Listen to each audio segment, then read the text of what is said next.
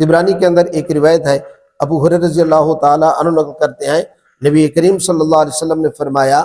کہ روزہ رکھ کر صحت حاصل کرو۔ میرے حضرت جی دامت برکاتہ عالیہ نے اس بات کو نقل کیا ہے کہ امریکہ میں وہ عیسائی جوڑا ملا کہ حضرت ہم بھی روزہ کر رہے ہیں، وہ مسلمان تو نہیں تھے، کیونکہ اس کے اندر فوائد بڑے دیکھے ہیں، یہ معدے کے اعتبار سے، صحت کے اعتبار سے، اس لیے ہم یہ کام کر رہے ہیں کہ سارا دن بھوکا رہتے ہیں۔ اللہ پروردگار نے ہمیں ان عبادات کا جو حکم دیا ہے، بھائی فرض بھی ادا ہو رہا ہے روزے کی شکل میں، اور سنت بھی ادا ہو رہی ہے تراویح کی شکل میں، اور نماز پنجگانہ بھی ادا ہو رہی ہے۔ اس کے ساتھ ساتھ اللہ پروردگار ان عبادات کی برکت سے ہمیں صحت بھی عطا فرما رہے ہیں۔